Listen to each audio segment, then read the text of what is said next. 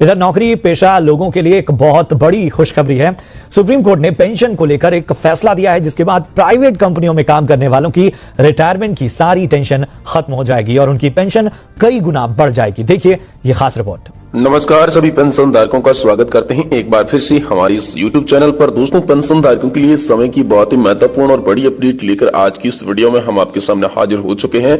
इसलिए दोस्तों, पेंशन धारकों से निवेदन करते हैं कि आज की इस वीडियो को आप लास्ट तक देखें, तभी आपको पूरी खबर मालूम चलेगी आखिर पेंशन धारकों के लिए क्या बड़ी खुशखबरी है। साथ ही साथ सरकार, EPFO और सुप्रीम कोर्ट से आप सभी के लिए क्या बड़ा अपडेट सामने निकल कर आया है, इसके बारे में भी बात करेंगे।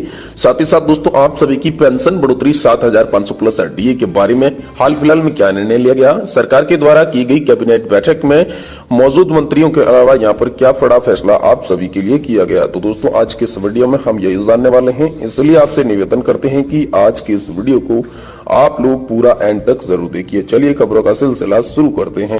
दोस्तों, आप सभी की पेंशन बढ़ोतरी 7,500 रुपए की पेंशन को लेकर आखिर में क्या हुआ, इसके बारे में चलिए सबसे पहले विस्तार से बात करते हैं। दोस्तों, EPS 95 पेंशन धारकों की जब से ये न्यू पेंशन सिस्टम यानी कि NPS लागू की गई है, तभी से दोस्तों एक मांग चली आ रही है कि उन्हें कोई भी फिक्स न्यूनतम पेंशन नहीं मिल रही थी, जिसके तहत यहाँ पर EPS 95 पेंशन धारकों की काफी सारी जो संगठन थी वो लगातार ये मांग करते हुए नजर आ रहे थे कि हमें न्यूनतम पेंशन 7,500 रुपए प्रति माह प्लस DA दिया जाए। तो दोस्तों, आप सभी के DA में तो वृद्धि कर दी जा चुकी है। जो DA आप सभी को पहले 42% मिलता था, उसमें अब 4% की बढ़ोतरी करके आप सभी को 46% DA तो दिया जा रहा है। लेकिन आपकी जो पेंशन है 7,500, वो 7,500 पेंशन को लेकर अभी भी फंडा जो है वो अटका हुआ है। जी हाँ दोस्तों, 7,500 प्लस DA पेंशन का जो न्यूनतम मुद्दा है वो अभी तक सोल्व नहीं हुआ है। वो मुद्दा वैसा के वैसा अटका हुआ है। 7,500 न्यूनतम की जगह अब जो NPS के अंदर कुछ लोग हैं उन्हें अधिकतम 7,500 मिल रही है। इसी को लेकर यहाँ पर बड़ी खबर सामने आई है। और साथ ही दोस्तों, आप लोगों को बता दें कि साथ ही दूसरी मांग थी कि हस्बैंड एंड वाइफ को फ्री मेडिकल सुविधा मिलनी चाहिए। जो पेंशन धारक है, जो पेंशन धारक की पत्नी है, उन दोनों को जो है फ्री में मेडिकल सुविधा मिलनी चाहिए, दूसरी मांग रखी गई थी। तो इस मांग पर दोस्तों काफी सारे ऐसे फैसले हुए जिसमें पेंशन धारकों को राहत नजर आ रही है। जैसे कि दोस्तों, पेंशन धारकों को यहाँ पर आयुष्मान भारत योजना से जोड़ा गया था, जिसके बाद कुछ राज्यों में चिरंजीवी योजना भी शुरुआत की गई, जिसके साथ ही पेंशन धारकों को लिंक किया गया। और इन सब के बावजूद यहाँ पर जो पेंशन धारक प्रदर्शन कर रहे थे, उन्हें यह आश्वासन दिया गया कि यहाँ पर जो आप सभी के लिए अगर इन योजनाओं का बेहतर रूप से लाभ नहीं मिल पा रहा है, तो पेंशन धारकों के लिए पेंशन को लेकर एक एकीकृत पोर्टल बनाया जाएगा और उसी पोर्टल के माध्यम से आप सभी को चिकित्सा सुविधा जो है, चिकित्सा भत्ता जो है, वो चिकित्सा की मुहैया कराई जाएगी। सुविधा बिल्कुल बिना किसी ज्यादा कागजी वर्क के, कागज आपको ज्यादा वर्क करने की जरूरत नहीं पड़ेगी। तुरंत आपको आपका मेडिकल का अलाउंस है, मेडिकल का जो भत्ता है, साथ ही साथ जो फ्री मेडिकल की सुविधा है वो मिल सकेगी। वही दोस्तों, अगली बड़ी खबर की बात करें तो दोस्तों, केंद्रीय कर्मचारियों को OPS में शामिल होने का आखिरी विकल्प। जी हां दोस्तों, केंद्र सरकार ने ये कर्मी NPS से OPS में होंगे शामिल। 30 नवंबर तक जारी हो सकेगा फाइनल ऑर्डर। जी हां दोस्तों, आखिर 30 नवंबर तक आप सभी के लिए कौन सा फाइनल ऑर्डर जारी होगा, इसके बारे में बात करते हैं। देखिए दोस्तों, केंद्र सरकार ने केंद्रीय सिविल सेवा पेंशन नियम 1972 के तहत ऐसे कर्मचारी जो को NPS से OPS में आने का विकल्प प्रदान किया था, जो कि दोस्तों 22 दिसंबर 2003 से पहले विज्ञप्ति या अधिसूचित पदों के लिए केंद्र सरकार की सेवाओं में शामिल हुए थे। केंद्र सरकार ने अपने सेवारत कर्मचारियों और अधिकारियों के अलावा रिटायरमेंट कर्मचारियों को भी NPS छोड़कर पुरानी पेंशन योजना में शामिल होने का अवसर दिया है।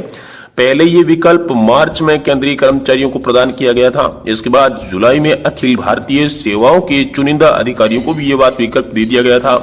इसके बाद रिटायर्ड कर्मचारियों की तरफ से भी ये सवाल पूछा गया कि क्या वे भी इस विकल्प का फायदा उठा सकते हैं। तो केंद्र सरकार ने उन्हें भी NPS से OPS में जाने का जो है वो विकल्प दे दिया था। इनके अलग अलग कट ऑफ डेट रखी गई थी। भारत सरकार ने कार्मिक लोक सेवा शिकायत पेंशन मंत्रालय के अंतर्गत आने वाले पेंशन एवं पेंशन भोगी कल्याण विभाग द्वारा 7 नवंबर को जारी कार्यालय विज्ञापन में कहा गया है कि इस विकल्प का इस्तेमाल करने वाले केंद्रीय कर्मचारियों के लिए प्राधिकृत अथॉरिटी द्वारा अब 30 नवंबर तक फाइनल आदेश जारी की जा सकती है। इससे पहले इस संबंध में आवश्यक जो आदेश था वो 31 अक्टूबर 2023 तक जारी किया जाना माना जा रहा था। लेकिन दोस्तों अब रिटायरमेंट लोगों को सुविधा क्या मिलने वाली है, देखिए पेंशन और पेंशनभोगी कल्याण विभाग द्वारा इस संबंध में 20 अक्टूबर को कार्यालय ज्ञापन जारी किया गया है और इसमें कहा गया है कि कुछ ऐसे केंद्रीय कर्मचारी जो अब रिटायरमेंट हो चुके हैं, उन्होंने पूछा कि क्या वे भी ओपीएस में शामिल हो सकते हैं, क्या उक्त आदेश उन लोगों पर भी लागू होगा। ये जानकारी आने से पहले भी रिटायरमेंट हो गए थे, यानी उनकी रिटायरमेंट की जो एज है वो 3 मार्च 2023 से पहले की थी। इस बाबत पेंशन और पेंशन भोगी कल्याण विभाग का कहना है कि हाँ, वे भी इस विकल्प का इस्तेमाल कर सकते हैं यदि एक ऐसे कर्मी को कुछ शर्तों का पालन करता है। यदि कि उन्होंने रिटायरमेंट पर एनपीएस का सारा लाभ ले लिया है तो वो वापस करना होगा और रिटायरमेंट पर एनपीएस से मिला वापस करेंगे तो ही ओपीएस का लाभ ले सकेंगे। ऐसा जो यहाँ पर आदेश आप सभी के लिए जारी हुआ है। वहीं दोस्तों अगली बड़ी खबर भी पुरानी पेंशन योजना से रिलेटेड रखती है। जी हां दोस्तों, पुरानी पेंशन योजना पर वरिष्ठ पत्रकार प्रेम कुमार ने सरकार को दी सलाह, कर दे ये मांग, सरकार को मानना होगा ये बड़ा फैसला। आखिर प्रेम कुमार ने कौन सी मांग की, चलिए आपको बताते हैं। देखिए दोस्तों, प्रेम कुमार ने यह मांग की है कि दोस्तों पुरानी पेंशन यानी कि ओपीएस लागू करनी चाहिए, लेकिन ओपीएस के अंदर अब जो सरकार को काम करना चाहिए, पहले ओपीएस बिना किसी कंट्रीब्यूशन के यहां पर लागू की जाती थी, लेकिन अब सरकार अर्थव्यवस्था को ध्यान में रखते हुए जिस प्रकार से एनपीएस के अंदर कंट्रीब्यूशन लिया जा रहा है, उसी प्रकार के अंदर पुरानी पेंशन योजना के अंदर कंट्रीब्यूशन तो ले,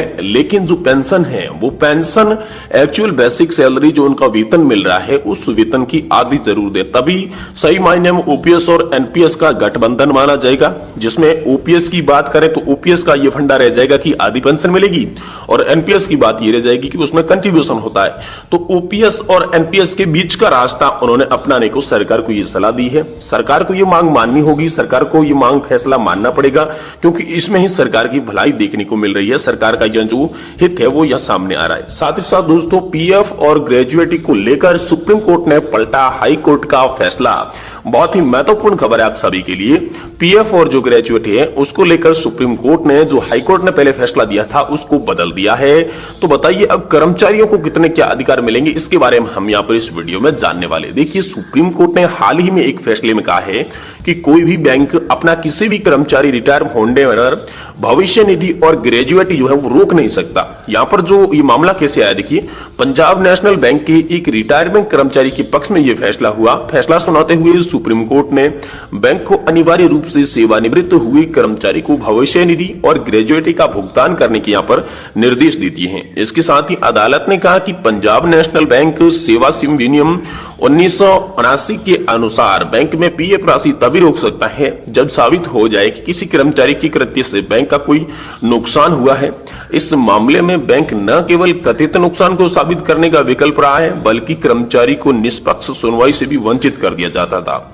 अदालत ने फैसले में कहा कि बैंक के निर्देश मंडल ने भविष्य निधि योगदान में विरोध प्रयास करने वाली पारित करने से पहले बैंक को नुकसान या फिर क्षति पहुंचने की अपीलकर्ता पर कोई अवसर नहीं दिया जाएगा। कोर्ट ने ग्रेजुएटी भुगतान के मुद्दे पर 1979 की ग्रेजुएटी अधिनियम विनियमों के प्रावधान पर विचार किया।